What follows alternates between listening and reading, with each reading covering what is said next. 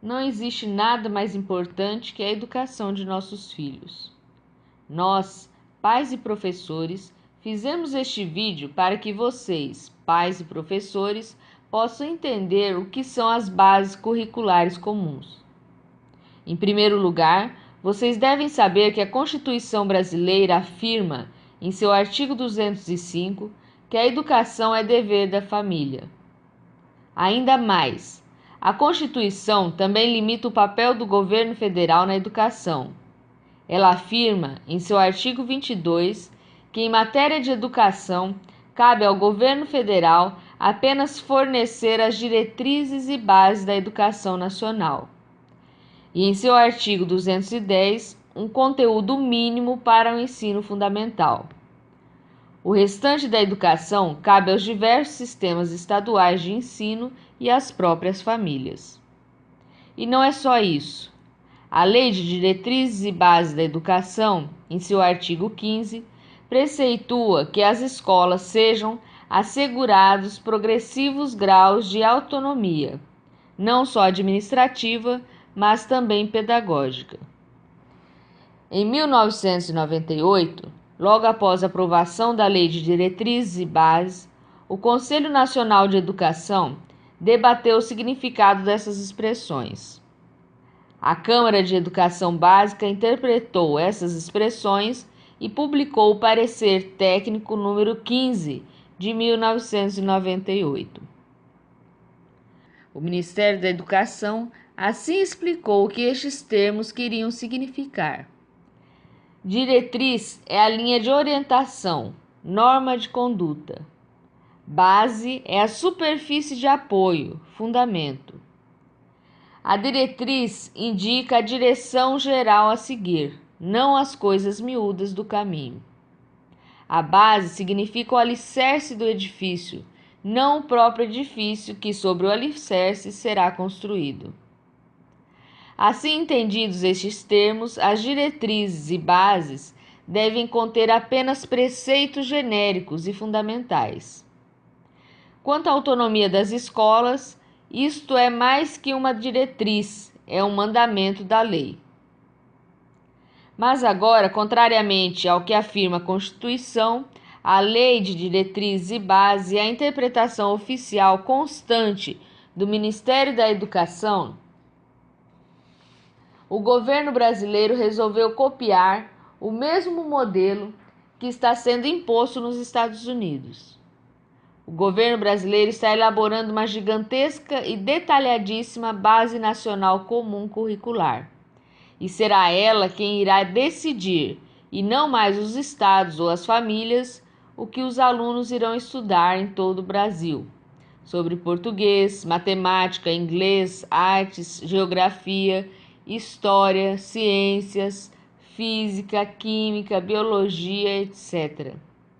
Em suma, sobre todas as matérias que compõem o miolo do currículo tradicional.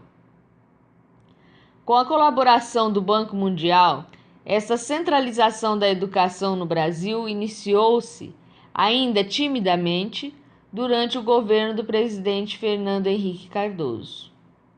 Mas o próprio ministro da Educação da época, Paulo Renato Souza, que havia imaginado um projeto semelhante às atuais bases nacionais curriculares comuns, impediu seu prosseguimento, declarando que a iniciativa seria inconstitucional.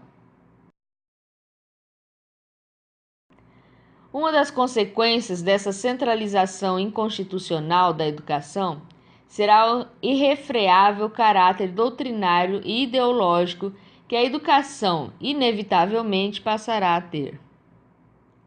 Como exemplo dessa ideologização, além de diversos outros conteúdos, a terceira versão das bases, que será aprovada em novembro deste ano de 2017, está recheada de ideologia de gênero. A ideologia de gênero já havia sido rejeitada pelo Senado e pela Câmara, quando em 2014 foi votado o Plano Nacional de Educação. Depois, quando em 2015 foram votados os planos municipais de educação em todo o país, ela foi novamente rejeitada pelos quase 6.000 municípios brasileiros. agora foi reintroduzida pelo MEC na Base Nacional Comum Curricular. Se as famílias não concordarem com este conteúdo ideológico, daqui em diante, elas não terão mais o direito de decidir sobre o que será ensinado aos seus filhos. O governo federal terá tomado a última palavra e o lugar dos pais no que diz respeito à educação de seus filhos.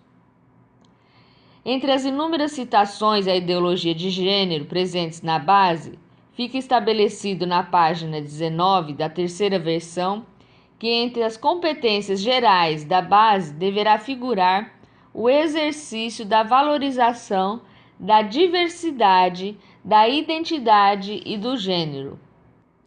Na página 165, a base exige que os professores de artes problematizem nas experiências vividas em aula as questões de gênero, corpo e sexualidade.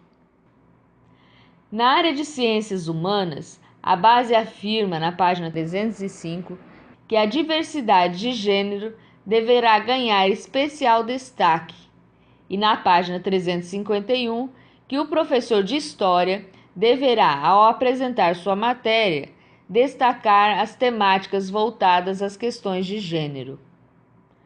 Um processo semelhante de centralização e ideologização do ensino está ocorrendo também nos Estados Unidos, de onde ele está sendo copiado para o Brasil. Assista a seguir alguns vídeos sobre a educação e as mudanças nas bases curriculares comuns americanas e você poderá entender de onde está vindo a ideologização infiltrada no sistema educacional brasileiro. Clique no link e assista. Lembre-se, não existe nada mais importante que a educação de nossos filhos.